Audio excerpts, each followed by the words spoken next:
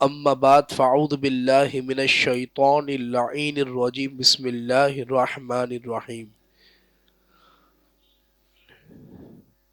ھذا من فضل ربی صدق اللہ مولانا العظیم وبلغنا ورسولہ النبی الامین عند ذکر الصالحین تنزل الرحمہ والآل والصحب ثم التابعین لهم اہل التقى والنقى والحلم والکرم ثم الرضا عن ابی بکر وعن عمر وعن علی وعن عثمان ذی الکرم مولا صلی وسلم دائما ابدا علی حبیبک خیر خلق کلہم۔ اللہ تبارک و تعالیٰ کی مختصر سی حمد و صلات کے بعد سرور دو عالم صلی اللہ علیہ وسلم درود و سلام پڑھنے کے بعد قرآن کریم فرقان حمید کی آیت کے چند کلمات کو پڑھنے کے بعد حدیث طیبہ پڑھنے کے بعد ہم سب اللہ تبارک و تعالی کی رضا اور اس کے محبوب صلی اللہ علیہ وسلم کی خوشنودی کے لیے حاضر ہوئے ہیں۔ اللہ کی توفیق اور عطا سے ایک بار پھر یہاں پر مجھے محمد کامران بھائی کے ذریعے موقع ملا۔ ہم ان کے بھی مشکور ہیں اور اس ادارے نے اپنے تسلسل کو قائم رکھتے ہوئے، عنوان تو آپ لوگوں کو معلوم ہے، کرامات اور اسلامی نظریہ، اور موجودہ دور کے اندر اس موضوع کی اتنی اہمیت ہے، انشاءاللہ گفتگو سے آپ کو اس کا اندازہ ہوگا۔ تو اللہ کریم ان کی سعی کو اپنی بارگاہ میں قبول فرمائے۔ اس ادارے کو حضور غوث اعظم کا مہینہ بھی ہے، ان کے صدقہ طفیل 11ویں اور 12ویں ترقی نصیب فرمائے۔ دیکھیں، جو عنوان ہے وہ عنوان کا تعلق اسلامی نظریہ اور کرامات سے ہے۔ اب اللہ تبارک و تعالی نے کارخانہ قدرت کو پیدا فرمایا، اس کے اندر انبیاء کرام علیہ السلام کو مبعوث فرمایا، ان کے ذریعے اپنے پیغام کو آگے پہنچایا، ان کے دلائل پر، ان کی برہانیت پر معجزات عطا فرمائے۔ اسی طرح آخر میں سرور دو عالم صلی اللہ علیہ وسلم کو مبعوث فرمایا، ان کو جامع کمالات بنایا، جامع المعجزات بنایا، سراپا معجزہ بنایا۔ اب حضور جب اس دنیا سے چلے گئے، اس کے بعد اب کوئی نبی نہیں ہے، صبح قیامت تک کسی نبی نے نہیں آنا۔ اب اس کے بعد دین اسلام کی اشاعت کس کی ذمہ داری تھی؟ اولین میرے آقا نے فرمایا میرے وصال کے 30 سال بعد خلافت ہوگی، ثم بعدہ ملک، پھر بادشاہت ہوگی۔ پھر اس طرح خلفائے راشدین کا دور چلا، اس کے بعد پھر بادشاہ اسلام کا دور آیا، مجددین، مفسرین سب گزرتے گئے۔ اب جو صبح قیامت تک دین کی جو ترویج اور اشاعت کی ذمہ داری ہے وہ کسی اور کی نہیں، وہ اس امت کے اولیاء کی ہے۔ اس کی مثال میں حضور غوث اعظم سے دے دوں۔ غوث اعظم کا ایک لقب ہے محی الدین، دین کو زندہ کرنے والا۔ یہ کیوں کہا جاتا ہے؟ بہجت الاسرار کے اندر اور قلائد الجواہر کے اندر موجود ہے کہ غوث پاک ایک مرتبہ جب نکلے اپنے گھر سے تو ایک شخص راستے میں بیٹھا تھا، وہ اندھا بھی تھا، لنگڑا بھی تھا، بہرا بھی تھا، گونگا بھی تھا، گویا ایک جسم کا لوتھڑا تھا۔ غوث پاک فرماتے جب میں نے اس کو گلے لگایا وہ صحیح سلامت کھڑا ہو گیا۔ پھر میں جب مدرسے پہنچا تو مجھے کہا محی الدین، مجھے تعجب کا اظہار، کیونکہ میرا نام یہ تھا نہیں، اس سے پہلے بغداد میں کسی نے پکارا نہیں۔ اسی اثنا میں حاطف سے آواز آئی، اے عبد القادر، جس کو تم نے گلے لگایا تھا وہ بندہ نہیں تھا، وہ دین مصطفیٰ تھا۔ دین مصطفیٰ تیرے آنے سے پہلے اتنا لاغر اور کمزور ہو چکا تھا، اللہ نے تجھے پیدا کر کر اس دین کو زندہ کر دیا، اس لیے ہم نے تیرا نام محی الدین رکھ دیا۔ تو یہ ہے کرامت۔ کرامت کو سمجھنے سے پہلے کچھ تعریفات بزرگان دین نے اپنی کتب میں نقل فرمائی ہے، اس کو سماعت کرتے ہیں۔ اعلان نبوت سے پہلے نبی سے کوئی ایسی چیز صادر ہو جو خلاف عادات امور پر ہو، اس کو ارہاس کہتے ہیں، اعلان نبوت سے پہلے۔ اور اعلان نبوت کے بعد ہو اس کو معجزہ کہا جاتا ہے، اور ولی سے صادر ہو تو اس کو کرامات کہتے ہیں۔ فاسق فاجر سے اگر صادر ہو تو اس کو استدراج کہتے ہیں اور جادو بھی کہتے ہیں، اور بے عمل جاہلوں سے ہو تو اس کو گمراہی کہتے ہیں۔ لیکن ہمارا موضوع کرامات پر بھی ہے، تو کرامات کو سمجھنے کے لیے استدراج کو بھی سمجھنا پڑے گا۔ فی زمانہ ہم اس کنفیوژن کے اندر ہے کہ کرامت فلاں بندہ بھی دکھا رہا ہے، فلاں بھی دکھا رہا ہے، تو ہم کرامت ہے کیا، کس کی کرامت کو مانے؟ کرامت کی مختلف اقسام ہے۔ اس کے اندر امام تاج الدین سبکی علیہ رحمہ نے طبقات کے اندر فرمایا کہ کرامات کی 100 اقسام ہیں۔ کتنی؟ 100 اقسام۔ 100 میں سے چند ذکر کرتا ہوں۔ ہوا میں اڑنا، سمندر پر چلنا، کم کھانا سب کو کفایت کر جانا، بیمار پر ہاتھ رکھے تو شفا ہو جانا، مردے کو زندہ کر دینا، گھنٹوں کا سفر منٹوں میں طے ہو جانا، یہ ساری جو چیزیں ہیں یہ کرامات کے اندر شامل ہیں۔ لیکن افسوس کے ساتھ ہمارے یہاں کچھ ایسے لوگ ہیں جو بد عقیدہ بھی ہے، بد مذہب بھی ہے، فاسق بھی ہے۔ اب ان سے یہ چیزوں کا صدور ہو رہا ہے تو لوگ اس کو بھی کرامت کا نام دیتے ہیں۔ جیسے ہمارے پاکستان کے راول پنڈی کے اندر ایک شخص ہے، وہ اس کے پاس لنگڑے بھی ٹھیک ہو رہے ہیں، وہ کیلیے بھی نکالا، سب نکالا، لوگ اس کو بھی کرامت کا نام دے رہے ہیں۔ پھر ابھی ایک موجودہ دور میں فتنہ اٹھا جو پشاور میں آیا ہوا ایک بندہ عرب دنیا کا، لوگ اس پر بھی تشویش کا اظہار کر رہے ہیں۔ اب اس سے بھی ایسی چیزیں صادر ہو رہی ہے، تو یہ بھی سراسر گمراہی ہے۔ اب دیکھیں کرامت کے لیے چیزیں کیا ضروری ہے۔ سب سے پہلے قرآن سے کرامات کا ثبوت تو ہے، اور اس کے بعد انشاءاللہ اس میں فرق کرتے ہیں۔ سورہ آل عمران میں اللہ نے ارشاد فرمایا کلما دخل علیہ زکریا المحراب، حضرت زکریا جب نماز پڑھنے کی جگہ پر آئے، حضرت مریم کے پاس جب نماز پڑھنے کی جگہ پر آئے، وجد عندہا رزقا، انہوں نے ان کے پاس پھل دیکھے جو بے موسم کے تھے۔ پھر آپ نے سوال کیا قال یا مریم ان لکی ھذا، اے مریم یہ کیا ہے؟ پھل پڑے ہونے پر تو سوال ہونا نہیں تھا، سوال اس بات پر تھا کہ اس موسم کا پھل نہیں ہے، یہ کیا ہے؟ تو پھر حضرت مریم نے فصاحت اور بلاغت کے ساتھ جواب دے کر کیا کہا قالت مریم ہوا من عند اللہ، اتنا فصیح جواب دیا یہ سب اللہ کے پاس سے آئے۔ یعنی کہ کرامات کا ثبوت قرآن میں موجود ہے، اس لیے کہ عورت کبھی نبی نہیں بن سکتی، ولیہ بن سکتی ہے، اور کرامت کا جو صدور ہے وہ ولیوں سے ہوتا ہے۔ تو اس کرامت کو قرآن نے خود ذکر فرمایا، تو یہ بات طے شدہ ہے کہ کرامت اولیاء حق ہے جس کا ذکر اللہ نے قرآن میں فرمایا۔ دوسری بات، پھر قرآن نے ایک اور جگہ ایک ولی کی کرامت کو بیان کیا۔ حضرت سلیمان علیہ السلام کا واقعہ بڑا مشہور ہے، ملکہ بلقیس والا۔ میں اس واقعے کی طرف نہیں جاتا کیونکہ میں نے اپنے موضوع پر رہنا ہے، اجمالی ذکر کر دیتا ہوں کہ ملکہ بلقیس کا تخت لانا تھا۔ آپ نے اعلان کیا کون ہے وہ تخت مجھے لا کر دے گا؟ قال افریتون، ایک بڑا خبیث جن بولا، دیو بولا، بڑی طاقت والا تھا۔ اس نے کہا حضور میں لے آؤں، میں طاقتور ہوں۔ تو کہا کتنی دیر میں لاؤ گے؟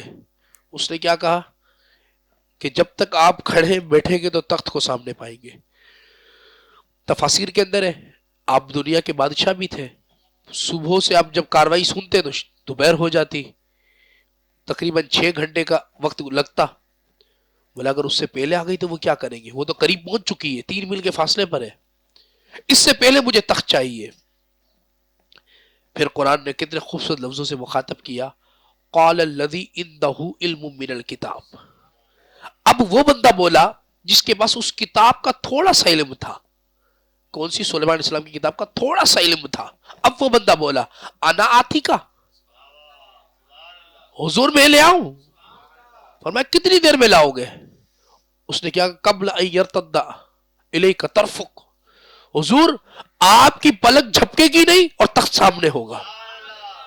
اور پھر یہی ہوا کہ آپ نے کہا اور اس نے تخت کو یہاں آ گیا۔ اب وہ سفر کتنا تھا؟ علماء نے لکھا وہ 1500 میل کا سفر تھا۔ 7 محل کے اندر 8ویں محل کے اندر پہرے داروں کے درمیان وہ تخت تھا۔ وہ تخت 80 گز لمبا، 40 گز چوڑا تھا۔ اب وہ پلک جھپکنے کے ساتھ لا سکتا ہے، اور اس بات کو کوئی انکار بھی نہیں کر سکتا کیونکہ قرآن کی نصوص کے اندر موجود ہے۔ اور آصف بن برکھیا اس کا نام تھا، تفسیر کے اندر یہ بات موجود ہے کہ وہ سلیمان علیہ السلام کی امت کا ولی تھا، کیونکہ جو جن تھا تو اس کو تو منع کر دیا تھا، عفریت کو۔ اس سے ایک بات اور واضح ہو گئی کہ کرامت اولیاء کا ثبوت یہ آپ کے سامنے قرآن میں موجود ہے، تو اس کا منکر وہ گمراہ ہے۔ لیکن ہمارے اولیاء کرام سے بھی کرامت کا صدور ہوا، وہ کرامت مراد ہے یہاں پر۔ اب ایرے گھیرے کی کرامت مراد نہیں ہے، اس کی صحیح تعریف یہ ہے کہ کرامت کا جسے صدور ہو نا، اس میں ہمیشہ یاد رکھنا دو چیزیں لازمی ہوگی، جس کو قرآن نے بیان کیا ہے، الذین آمنوا وکانوا یتقون، ایمان اور تقوی۔ یہ دو چیزیں ایسی ہے جو اس بندے کے اندر ہو، اور جب اس سے کرامت کا صدور ہو تو کرامت اسی کو کہا جاتا ہے، خلاف عادت بات۔ اب کوئی ہے جو فاسق معلن ہے، فاجر ہے، اب اس بندے کی بات کو کرامت کیسے کہیں گے؟ کیوں کہ قرآن نے پہلے ہی کہا ہے ولی تو وہ ہوگا الذین آمنوا وکانوا یتقون، کہ جو ایمان لائے اور تقوی اختیار کرے۔ تو یہ تو ان کا تو ایمان ابھی تک متزلزل ہے۔ پھر دوسری بات تقوی، تقوی تو دور تک نہیں ہے، ان کی داڑھی دیکھو، ان کے بال دیکھو، خلاف شرع ہے، عورتوں کا ہجوم ان کے ساتھ کھڑا ہے، یہ کون سی کرامات ہے؟ اور افسوس کے ساتھ اتنا بڑا ظلم ہے معاشرے پر، بات خواجہ صاحب کی کرتے ہیں، بات داتا صاحب کی کرتے ہیں، ان کی فضیلتوں کی کرتے ہیں، اور بیان ان بابوں کی کرتے ہیں۔ وہ بھائی وہ جتنے بھی تھے نا، وہ ولی تو تھے، لیکن ساتھ میں اللہ نے علم کے زیور سے بھی آراستہ رکھا تھا۔ غوث پاک سے بڑا ولی کون؟ سب سے زیادہ کرامت حضور کی امت میں غوث پاک سے ثابت ہے، لیکن غوث اعظم کے علم کا عالم یہ تھا کہ 40 سال آپ مذہب حنبلہ اور شوافی کے مطابق فتویٰ لکھتے رہے۔ امام موفق الدین ابن قدامہ جس نے حنبلہ کی سب سے بڑی کتاب لکھی، وہ بھی حضرت کا شاگرد ہے۔ بڑے بڑے پروفیسر دیکھے آج بھی اور پہلے بھی، لیکن کوئی فجر سے لے کر ظہر تک 13 مضمون کو نہیں پڑھا سکتا، بڑے بڑے پروفیسر لے لیں، لیکن حضور غوث اعظم فجر سے لے کر ظہر تک 13 علوم پر خود بیٹھ کر دسترس بھی تھی اور پڑھایا بھی کرتے تھے۔ تفسیر، قرات، حدیث، اصول حدیث، فقہ، یہ سارے علوم حضور غوث اعظم پڑھایا کرتے تھے۔ خواجہ غریب نواز بھی عالم تھے، وہ اتنا خوبصورت قرآن پڑھتے تھے، خواجہ غریب نواز اتنا خوبصورت قرآن پڑھتے تھے کہ داتا علی حجویری نے جب توجہ نہیں کی تو کہا کہ میں یہاں سے رخت سفر باندھ کے جا رہا ہوں، تو داتا علی حجویری نے خواب میں آ کر کہا معین الدین تم قرآن اتنا پیارا پڑھتا، ہمارا دل ہی نہیں کرتا ہم تمہیں یہاں سے جانے دیں۔ آج ہم چشتی کہلاتے ہیں، اپنے خواجہ صاحب کی قوالی کی ادا سب کو یاد ہے، لیکن خواجہ صاحب کی طرح قرآن پڑھنا کسی کو یاد نہیں۔ غوث پاک فرماتے ہیں ایک کیل ٹھوکی تھی غوث پاک نے، اور اس کیل کو پکڑ کر کھڑے رہتے تھے ایک پاؤں پر، اور الحمد سے قرآن شروع کرتے تھے، اس وقت تک قدم کو نیچے نہیں رکھتے تھے جب تک قرآن مکمل نہ ہو جاتا تھا۔ 15 سال آپ کا یہ معمول رہا۔ یہ ان لوگوں سے کرامت کا صدور ہے، اور آج ہم ان فضیلتیں ان بابوں پر فٹ کرتے ہیں، دلائل وہ لیتے ہیں اور دکھاتے ان لوگوں کو۔ یہ ظلم نہیں ہے؟ اور دوسری بات یہ کہ علم ہمیشہ سیکھنے سے آتا ہے۔ بخاری کے اندر حدیث ہے انما العلم بالتعلم، ہمیشہ علم دین سیکھنے سے آتا ہے۔ حضور غوث اعظم کو ہی دیکھ لیں، آپ نے سفر شروع کیا 470 میں آپ پیدا ہوئے، 521 ہجری تک آپ نے سفر میں زندگی گزاری، مجاہدات میں زندگی گزاری۔ اب اس سفر کے اندر آپ کی کتنی کرامات تھی کہ حضور غوث اعظم فرماتے کہ میں 1 سال تک کھاتا تو پیتا نہیں، پیتا تو میں کھاتا نہیں، اور 1 سال ایسا گزرا کہ نہ کھایا نہ پیا۔ اب یہ بات جو ہمارے یہاں سائنسی لوگ ہیں ان کو سمجھنے میں دشواری ہوگی، کیونکہ سائنس اس بات پر کہتی ہے کہ بھائی ایسا کیسے ممکن ہے کہ بندہ اتنا بھوکا پیاسا رہ سکے؟ نہیں رہ سکتا۔ ہمارے ملبے کے نیچے سے جب لاش نکلتی ہے، جب دب جاتا ہے تو کتنی دیر تک برداشت ہوتا ہے؟ 3 دن، 4 دن، 5 دن، آخر کار جیسے تھر کے اندر ہمارے بچے بھوکے تھے، وہ سوکھ کر ایک دن ایسا آیا کہ وہ ختم ہو گئے، پانی اور پیاس نہیں ملا، پیاس اور بھوک کی وجہ سے۔ لیکن اب آپ یہ بات بتائیں، اب اس بات کو کیسے ایکسپلینیشن کریں گے آپ؟ اگر کوئی آپ سے آج کل ہمارے یہاں لوگوں کا بھی بڑا مزاج عجیب ہے، قرآن حدیث کی بات کو کم مانتے، سائنس کو زیادہ مانتے. اب اس بات کو کیسے ایکسپلین کریں گے؟ تو میں نے الحمدللہ ایک بار مجھ سے پوچھا، کسی نے بولا کہ آپ کیسے پڑھے لکھے تھے، کچھ ہمارے گھر کے سامنے ہی رہتے، بہت پڑھے لکھے. تو مجھ سے کہا نا یہ کیسے ہو سکتا ہے؟ میں نے کہا بات اتنی سی ہے، اگر میں اس پر قرآن سے دلیل دے دوں تو آپ مانو گے؟ بولا چلے ٹھیک ہے آپ دے.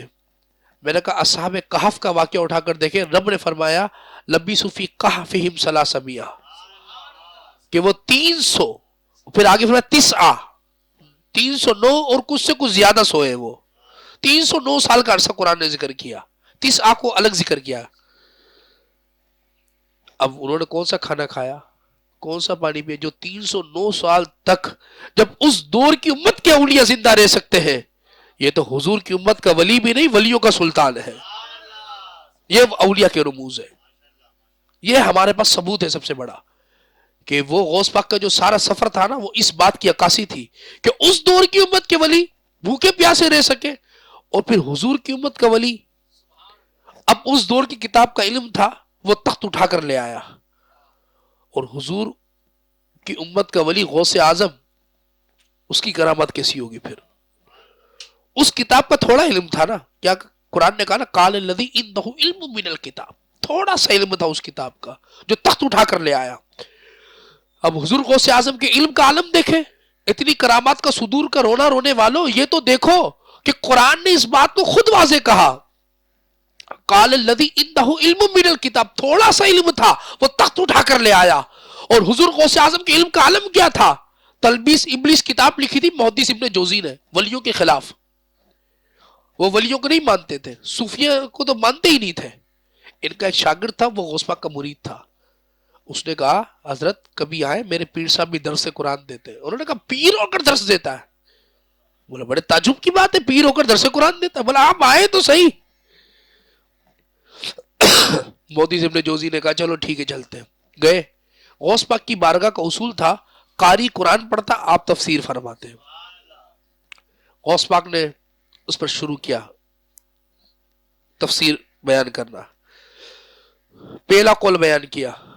اس نے کہا محدث ابن جوزی کی طرف اشارہ کیا، بولا آپ مولا جی مجھے معلوم ہے. دوسرا، تیسرا، 11 معنی تک اس نے کہا ہاں مجھے معلوم ہے. اس کے بعد غوث اعظم نے 12واں معنی کیا، بول نہیں، 13واں، 14واں، 20واں، 30واں، 40 معنی بیان کر دیے. اس کے بعد غوث پاک نے کہا ابھی میں نے قال کا ترجمہ ختم کیا، اب حال کا ترجمہ شروع کرتے ہیں. اتنے میں ہونا کیا تھا کہ جب غوث پاک نے صرف لا الہ کہا، محدث ابن جوزی نے کپڑے پھاڑ کر کہا لا اسعد من الشیخ عبد القادر جیلانی، کسی کا مرید سعادت مند نہیں ہے سوائے عبد القادر جیلانی کے. جس کے پاس کتاب کا تھوڑا علم تھا، اس کتاب کا وہ کچھ کر گیا. اور حضور کی امت کا ولی غوث اعظم جس کی علم تفسیر کا یہ عالم تھا، تو اس سے کرامات کا صدور نہیں ہوتا تو کس سے ہوتا؟ 12 برس کی ڈوبتی رہی ہے، پل میں کنارے لگانا یہ کون سا مسئلہ تھا؟ آج لوگ بولتے ہیں یہ کیسے ممکن ہے کہ 12 برس کی ڈوبتی رہی ہے پل میں کنارے لگ سکتی ہے؟ کیوں نہیں لگ سکتی؟ جب ان کتاب کے علم رکھنے والے 1500 میل سے تخت اٹھا کر پلک جھپکنے کے ساتھ سامنے رکھ دے، تو حضور کی امت کا ولی غوث اعظم 12 برس کی ڈوبتی نیا پل میں کنارے نہ لگا سکے؟ اتنی افسوس کا عالم ہے یہ. تو آج فاروق اعظم کا واقعہ اگر کسی کو سناؤ، آپ خطبہ ارشاد فرما رہے تھے، کہا ساریت الجبل، ساریہ پہاڑ کے پیچھے دیکھو. کمال تو فاروق اعظم کی گفتگو کا تھا کہ آپ نے کی بات وہ پہنچی، لیکن کمال تو ساریہ کے بھی تھا، اس نے سنی. کمال تو ساریہ کی، کرامت تو دونوں طرف تھی. ایک تو کہا یہ تو کمال تھا، دوسرا انہوں نے سنا. کوئی آلہ نہیں تھا، سنا. آج پوری دنیا کے فون پر بات کر کر تم سائنس کو مان سکتے ہو، تو رب نے جو اپنے کمال والے بندے بنائے تو ان کو اتنا بھی کمال نہ دیا. تو میں نے یہی کہا کہ ہمارے افسوس کا عالم یہ ہے کہ سائنس پر اسلام کو مت پرکھیں. سائنس پر لوگ پرکھتے اسلام کو، یوں نہیں ہو رہا، یوں نہیں ہو رہا. نہ نہ، یہ سائنس بھی اسلام کی محتاج ہے، یہ سائنس بھی اسلام کی محتاج ہے. اب سائنس کہتی ہے بندہ زندہ نہیں رہ سکتا، قرآن کہہ رہا 309 سال تک لوگ بھوکے پیاسے زندہ رہے.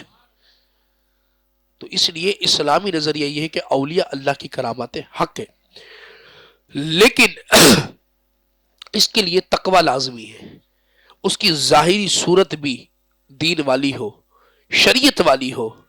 اب ایک بندہ آ کر وہ شعبدے بازی دکھا رہا ہے، بات ظاہر وہ کر رہا ہے، لیکن فرق کیسے کریں گے کہ استدراج ہے یا کرامت؟ تو فرق جو ہوگا وہ ایمان اور تقوی کرے گا کہ ایمان اور تقوی کا معیار کتنا ہے. کیوں؟ اس کی مثال یوں سمجھے کہ طریقت بعد میں شریعت پہلے. اس پر ہمارے صوفیوں کو بڑا اختلاف ہے، وہ کہتے طریقت ہی طریقت ہوتی ہے. اب یہ بجلی کی فٹنگ کی ہوئی ہے، کتنی پیاری فٹنگ کی ہوئی ہے، تار ہر چیز سسٹمیٹک ہے. ہمارے کامران بھائی سے میں سوال کروں کہ حضرت آپ نے فٹنگ کروائی تھی تو پہلے کرنٹ چھوڑا تھا، فٹنگ کروائی تھی؟ کہیں گے مولانا کرنٹ چھوڑ کے کبھی فٹنگ ہو سکتی ہے؟ پہلے میں نے فٹنگ کروائی ہے، سب کچھ ہو گیا ہے، پھر ہم نے پیچھے سے کرنٹ چھوڑا ہے. تو پتہ یہ چلا کہ جب بندہ کرنٹ چھوڑے تو فٹنگ نہیں ہو سکتی، اگر فٹنگ کرنی ہے تو اس کو کرنٹ نہیں چھوڑ سکتے. جب فٹنگ مکمل ہو جاتی ہے اور بندہ اس بات پر بالکل مطمئن ہو جاتا ہے کہ اب کام بالکل اوکے ہے، کوئی نقصان والی بات نہیں، اب اس کے پیچھے کرنٹ چھوڑا جاتا ہے تاکہ اپنا مقصود حاصل ہو جائے. تو اسی طرح اللہ تعالیٰ اگر کسی کو طریقت میں مقام دیتا ہے تو پہلے فٹنگ اس کی شریعت کی کرتا ہے، اس کے بعد طریقت کا مقام عطا فرماتا ہے. کیوں؟ پھر اگر بغیر شریعت کے اگر کرنٹ آ جائے تو پھر شف شف والے لوگ ہی پیدا ہوں گے ہمارے یہاں، جن کو شریعت کا پتہ نہ ہو. پھر وہ جو عراق سے آیا ہوا ہے، جو ملک بدر کیا ہوا، جو سعودی عرب کی جیل میں بھی رہ کر آیا ہے، لوگ آج کل اس کے پیچھے لگے ہوئے ہیں. اب ہماری بھی قوم شعبدے بازی پر فوراً آ جاتی ہے. دیکھیں جنید بغدادی رحمت اللہ تعالی علیہ فرماتے ہیں کوئی شخص سمندر پر چلے، ہوا میں اڑے، اس کو اللہ کا ولی نہ مانو جب تک شریعت پر نہ دیکھ لو. یہ ہے کرامت. کرامت کے ساتھ ایک اور چیز ہے جو کرامت سے بھی اوپر ہے، وہ ہے استقامت. اور کرامت کی دو قسمیں بھی بنتی ہے، ایک طرح سے حسی اور مانوی. حسی کرامت تو وہ ہوتی ہے کہ بندہ محسوس کرتا ہے یہ چیزیں بدل جاتی ہے، بھائی شفا نہیں ملی تھی، شفا مل گئی، صحت مند ہو گیا، کھانا کم پڑ رہا تھا، ان کی نظر سے کھانا پہنچ گیا. جیسے مفتی نعیم الدین مراد آبادی علیہ رحمہ ہر سال ربیع الشریف کی محفل کرتے تھے، 250 گرام مٹھائی منگاتے تھے. ایک دن ایسا ہوا کہ جم غفیر شاگردوں نے کہا حضرت عوام تو دیکھیں، یہ حضرت کے خلیفہ ہے جنہوں نے خزائن العرفان لکھا ہے. بولا حضرت کیا کریں؟ آپ نے اپنا رومال نکالا، بولا جاؤ مٹھائی میں ڈھک دو، بولا بانٹنا شروع کر دو. بولا مجمع کو بڑھ گئی؟ بولا ہاں. بولا اب رومال دے دو، تو پاؤ مٹھائی اسی اندر پڑی تھی. ایسوں کی کرامات کو صدور ہو تو بندہ تصور بھی کرے، قرآن کا مفسر بھی ہو، کرامت بھی ہے. اب یہ سمجھتے کہ علماء کی کوئی کرامات نہیں ہے، علماء کی بے شمار کرامات ہے. یہ اپنی ولایت کو علم میں اوڑھ لیتے ہیں. اعلیٰ حضرت فاضل بریلوی کی کرامت بتاتا ہوں. ایک ان کا مرید تھا، محمد علی نام تھا اس کا. ہوا یوں اس کو پھانسی کی سزا ہو گئی. شکار کرنے گیا، جانور کو نہیں لگا، پیچھے ایک جھاڑی میں کوئی شخص بیٹھا تھا اس کو لگ گیا. بولا اب کیا کرنا ہے؟ بولا حضرت پھانسی کی سزا ہو گئی. تو وہ اعلیٰ حضرت سے ملا، بولا حضرت میرے سے خطا ہو گئی، قصدن میرا ارادہ نہیں تھا. آپ نے کہا آپ پرسوں ناشتہ اپنے گھر کریں گے. معاملہ طے ہو گیا، پھانسی سب طے ہو گئی، ماں ملنے آئی، بیوی ملنے آئی، بچے ملنے آئے. بولا اماں ناشتہ اچھا بنانا. بولا کیوں؟ بولا پھانسی ہونے والی، کیوں جھوٹے دلا سے؟ بولا میرے پیر نے کہا ہے. بولا تو ناشتہ تو میں گھر کروں گا. جب وہ پھانسی کے تختہ دار پر لے گئے، تھوڑی دیر تھی کہ اس وقت حکومت چینج ہوئی. ایک لیڈیز تھی ملکہ برطانیہ کی، اس کی حکومت آئی، اس نے خوشی میں سارے قیدیوں کو آزاد کر دیا. پھر جب وہ گھر پہنچا تو وہ ماں نے کہا کیا ہوا؟ بولا میں نے کہا تھا نا، میرے پیر نے کہا تھا کہ میں ناشتہ گھر کروں گا. تو یہ کرامات ہے ہمارے علماء کی. بزرگان دین کی کرامات ہمارا کو بتانا مقصود ہے. غوث اعظم رضی اللہ تعالیٰ کی کرامات بے شمار ہے. مرغی کو زندہ کرنا اس پر لوگوں کو بڑا مسئلہ ہے. بولا یہ کیسے ہو سکتا ہے؟ ہڈی کھانے کے بعد مرغی زندہ ہو سکتی ہے؟ یہ بات ہمیں سمجھ نہیں آتی. میں نے کہا حوالہ دوں کسی کتاب کا، یہ کس کتاب میں لکھی ہے؟ ابن حجر مکی کا نام اگر کسی نے سنا ہو، ابن حجر مکی علیہ رحمہ تاریخ کے وہ شخص ہے کہ جنہوں نے حرم پاک کے مصلی پر نماز پڑھائی ہے، 17 سال رسول اللہ کی حدیثیں پڑھائی ہے، اور ملا علی قاری جیسے بھی آپ کے شاگرد ہیں. آپ سے کسی نے پوچھا حرم پاک میں بیٹھ کے جو فتویٰ لکھا ہے اس کا نام ہے فتویٰ حدیثیہ. اس کے اندر کسی نے سوال کیا، حضرت ہم نے سنا ہے کہ شیخ عبد القادر جیلانی مرغی کو زندہ کرتے تھے کھانے کے بعد. آپ نے جواب میں کیا لکھا؟ نہیں. بولا مرغی کو کھانے کے بعد زندہ نہیں کرتے تھے، جب بھی مرغی کھاتے تھے ہر بار مرغی کو زندہ کیا کرتے تھے. یہ حضور غوث اعظم کی کرامت ہے. تو یہ اسلامی نظریہ کرامت اولیاء حق ہے، اور ہمارے بزرگان دین کی کتابیں پڑھی ہے. خواجہ غریب نواز کی بھی کرامات ہے. خواجہ غریب نواز کی کرامت دیکھیں، شہاب الدین گوری کو بلایا افغانستان سے، بولا آجا ہندوستان فتح کرنا ہے. جب وہ پہنچے تو مغرب کی نماز تھی، ایک بندہ ضعیف آدمی نماز پڑھا رہا تھا.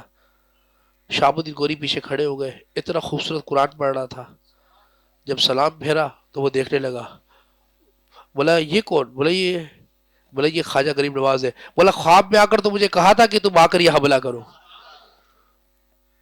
ایک مسلح پر یہاں بھی، ایک وہاں بھی. ہمارے بزرگان دین کے ایسے معاملات ہیں، لیکن یہ ان بزرگوں کے معاملات ہیں جو آج کل جو شریعت سے بے خبر ہے نا، جو شریعت کو جانتے بھی نہیں ہے، عمل تو پتہ ہی نہیں ہے، علم تو کچھ ہے ہی نہیں. لوگ ان کے ہاتھوں گرفتار ہو جاتے ہیں. وہ سمجھتے کہ پیر یہ ہے کہ زندگی کو بدل دے، پیر یہ ہے کہ بگلا دے دے. پیر اس لیے نہیں بنایا جاتا. پیر اس لیے بنایا جاتا ہے جو تمہارا رابطہ اللہ سے جوڑ دے. لیکن تم نے تو لوگوں کے دلوں سے خوف ہی دور کر دیا اللہ کا. تم نے مسجدوں سے دور کر دیا، تم نے ان کو دین سے دور کر دیا، دین سے عاری کر دیا، بیزار کر دیا. اللہ کے بندو کیا ہو گیا ہے؟ جو پیر تمہیں تمہارے دین کے قریب نہ کر سکا تو وہ تمہیں جنت کے کیسے قریب کر دے گا؟ پھر آج کل ایک معاملہ یہ بھی ہے کہ کوئی بھی ولی ہو، آج کل بھی ہمارے یہاں بہت بڑے بڑے ولی ہیں، بہت بڑے بڑے ولی ہیں، لیکن کچھ امیر معاویہ کے گستاخ بھی ہیں. لوگ کہتے ہیں بڑی کرامات ہے ان کی. میں نے ان سے کہا بات سنیں، جتنا بڑا ولی ہو کسی صحابی سے بغض رکھے تو وہ ولی ہی نہیں ہے، پیر بھی نہیں ہے وہ. یہ بات ذہن نشین رکھ لیں. یا اہل سنت کا متفقہ موقف ہے کہ اہل سنت میں کوئی صحابی کی شان میں گستاخی برداشت نہیں کی جائے گی. اور پھر کچھ ایسے بھی ہے، بولا حضرت کی کراماتیں بہت ہے، لیکن مسئلہ یہ ہے کہ وہ کراماتی یافتہ بزرگ ہے. کہتے علی کا پہلا نمبر ہے. ہم نے کہا وہ کراماتی ہے ہی نہیں، اس کو یہی نہیں پتا کہ مولا علی کا چوتھا نمبر ہے، پہلے پر تو صدیق اکبر ہے.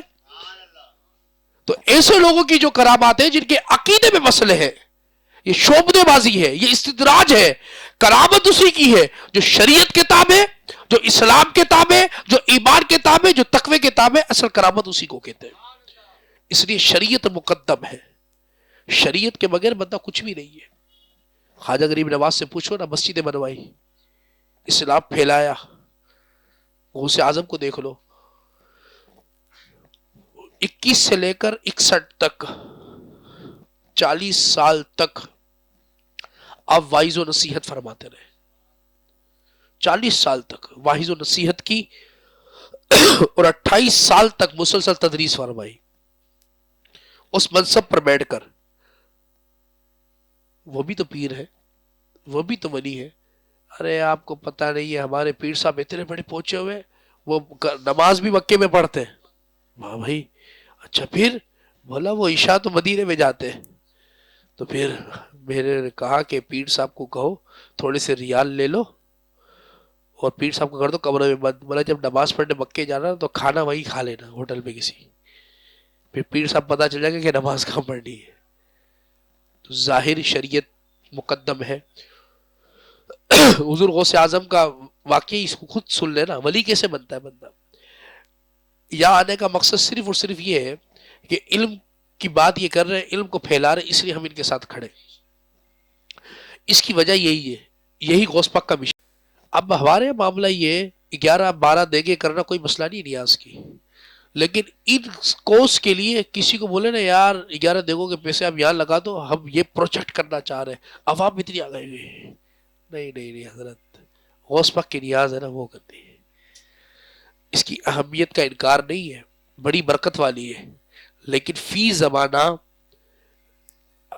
जहां 12 देगे करते ना 6 देगे करे, 6 देगे के पैसे ऐसी जगह दे कि जो जो इस्लाम की तरवीज और इशाअत में लगे। ये अपना जाती ज़हन बता रहा हूं मैं, और इसका फायदा भी है। क्यों?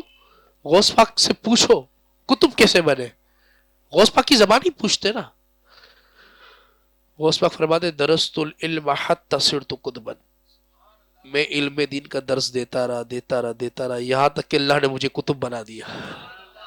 तो गौस पाक ने बता दिया मैंने किस तरह में वली बना, कि मैं इल्म दीन का दर्स देता रहा यहां तक के कुतुब बन गया।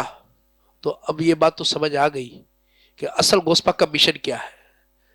नियाज करना ये हमारी बरकत के लिए, खत्म कादरे करना ये हमारी बरकत के लिए, गरीब नवाज की छट्टी करना ये हमारी बरकत के लिए, क्योंकि उसमें तो नफा हमारा है, हम खाएंगे नियाज करेंगे उसकी बरकत हमें मिलेगी। लेकिन जिसके नाम पर किया उसको क्या दिया? गौस पाक के नाम पर किया तो गौस पाक को क्या दिया? गरीब नवाज को क्या दिया? वो कैसे खुश हो गए? तो वो तो उसी वक्त खुश हो गए जब इनके मिशन को बदल लेकर आगे चलेगा। गौस पाक का मिशन क्या था? जहालत को खत्म करे, इल्म के नूर को फैलाए, और जिंदगी भर वलियों का सुल्तान खुद पढ़ाता रहा, तबलीग करते रहे। बल्कि एक बार तो यूं हुआ कि पहले आपने तबलीग भी कब शुरू फरमाई? हुजूर ख्वाब में तशरीफ लाए, बोला अब्दुल कादिर वाइज और नसीहत क्यों नहीं करते? बोला हुजूर बड़े बड़े फसी अरबी बोलने वाले, मैं तो फारसी और नस्ल हूं। हुजूर ने कहा मुंह खोलो, लो आप डाला 7 बार, बोला अली आए वही कहा, फिर बोला अली ने 6 बार डाला, फिर क्या हुआ? गौस पाक ने वाइज और नसीहत शुरू की। शुरू में 2 होता था, फिर 3, फिर 4, फिर लाखों का मजमा, हजारों का मजमा, 70,000 तक मजमा पहुंच चुका था। जिस तरह पहले वालों को आवाज आती थी, जिस तरह आखिरी वालों को भी आवाज आती थी। ये जो वाइज और नसीहत का काम हुजूर गौसे आजम से ही मिला हमें। हुजूर गौसे आजम हफ्ते में 3 बार वाइज फरमाते थे, और हुजूर ने भी जुमेरात का दिन मुख्तस किया होता वाइज फरमाने के लिए साहबा को, और मुख्तसर वक्त ही था कि बंदा अपने आप को फिर इतना वो भी बोर भी ना हो जाएगा, यार देखो यार इतना वक्त हो गया। मुख्तसर सी महफिल हो इल्म की, वाइज और नसीहत हो, असल इस्लामी कॉन्सेप्ट ये है। लेकिन करामात का जिक्र करना हर चीज का अपना है, लेकिन मकसूद क्या है? दीन को फैलाना। इस्लामी नजरिया यही है, करामात औलिया हक के। लेकिन जो बद मजहब है, जो दीन से लाताल्लुकी वाले लोग हैं, उससे ऐसी चीजों का सुदूर होना, ये क्या है? इस्तिदराज और जादू है, धोखा है। बाज लोग कहते हैं कि इनसे खिलाफत आदत उमूर चीजें सादिर क्यों होती है। एक सवाल तो ये भी है। सूफिया की जबानी बात करूंगा, क्योंकि सूफिया भी थोड़ा बहुत आना चाहिए। मन तसव्वुफ़ा वला तफ़क्क़हा, जो सूफी बने और आलिम ना बने तो वो ज़द्दीक़ है। मन तफ़क्क़हा वला तसव्वुफ़हा, जो आलिम बने सूफी ना बने वो हलाक है। फरमाया फिर इमाम मालिक कहते हैं मन तसव्वुफ़ा मन तफ़क्क़हू फ़तहक्कू, जो दोनों सीखे उसने हक अदा कर दिया। तो कहा इनसे खिलाफ उमूर आदात चीजें कैसे सादिर होती है, ये बात तो हमें समझ नहीं आती। तो औलिया ने फरमाया इस वजह से इनसे खिलाफ उमूर आदात चीजें जाहिर होती है कि ये जिंदगी में खुद आदात के खिलाफ काम करते हैं। क्यों? चीजें पसंद है लेकिन रब कहता नहीं खानी, अपनी फितरी आदतों के खिलाफ करते हैं, रब को राजी करते हैं। नफ्स कहता है ये करना है, बोला नहीं ये नहीं करना, ये करना जो रब ने कहा है। बोला जब अपनी जिंदगी में ये खिलाफ आदात काम करते हैं अपने लिए, तो बोला रब ताला फिर उनको वो चीजें अता करता है जो उनकी खिलाफ आदात है, जो माशरे की खिलाफ आदात है। तो अल्लाह तबारक व ताला ने अहले सुन्नत को ये शर्फ दिया है हमें कि हम औलिया के भी मानने वाले हैं, अंबिया सहाबा अहले बैत सबके मानने वाले हैं। और ऐसी करामातें, ये इतना तवील मौजू है कि करामात औलिया इतनी है कि साल भर अगर ये सेक्शन बयान हो ना तब भी कम है, इतने हमारे बुजुर्गों की करामात है।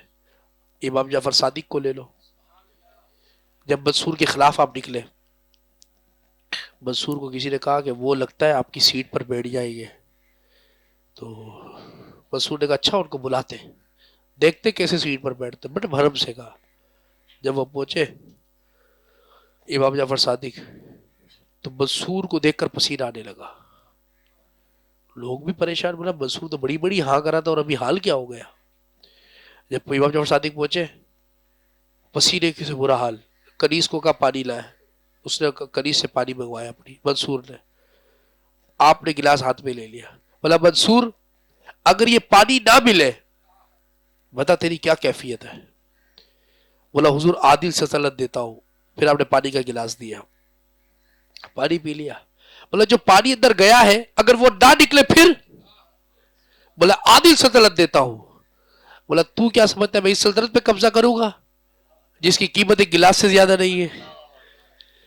جب وہ چلے گئے تو بعد میں کہا منصور آپ کو کیا ہو گیا تھا؟ بولا جب امام جعفر صادق آئے نا، سامنے میں نے دیکھا ایک ہنستا منہ کھول کے کھڑا تھا، بولا ذرا بھی کچھ کیا تو پورا نگل لوں گا۔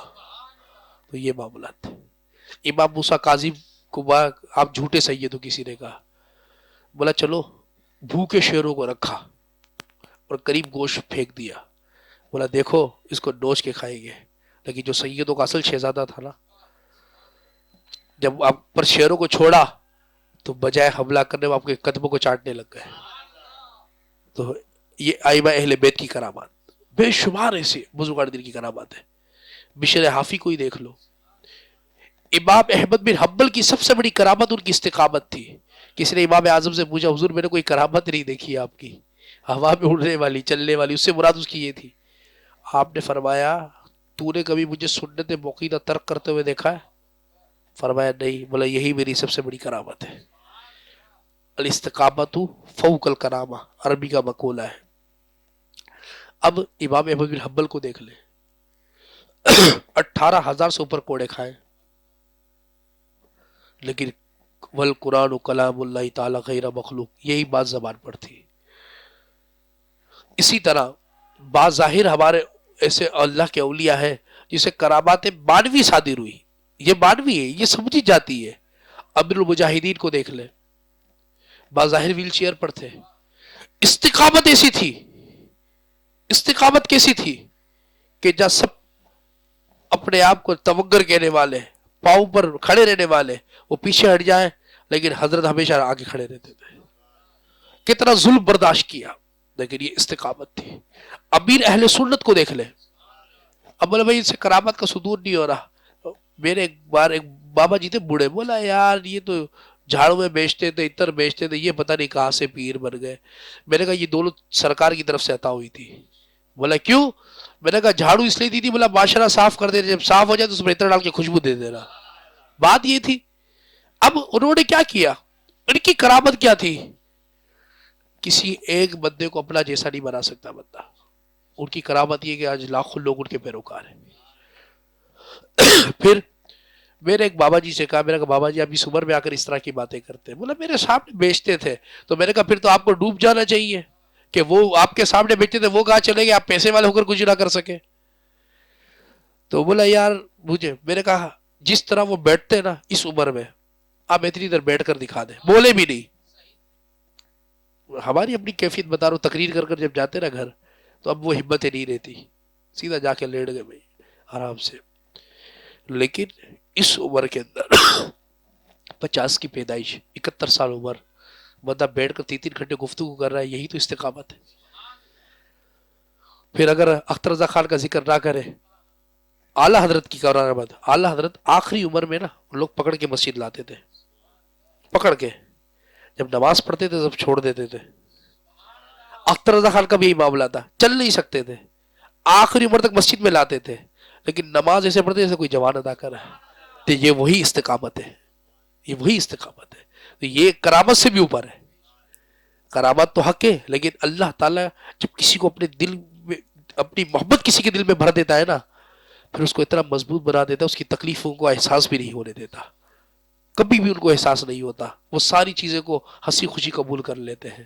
تو اللہ تبارک و تعالیٰ سے دعا ہے کہ اللہ تعالیٰ ہمیں اولیاء اللہ کے دامن سے وابستہ رکھے، اور ہماری اہل سنت کو ایسے جھوٹے باباؤں سے، جاہل پیروں سے محفوظ فرمائے، اور جو حقیقی معنی میں تقوی والے لوگ ہیں اللہ تعالیٰ ان کے ساتھ ہمیں وابستگی نصیب فرمائے، اس ادارے کو دین دگنی رات چگنی ترقی عطا فرمائے، آمین یا رب العالمین۔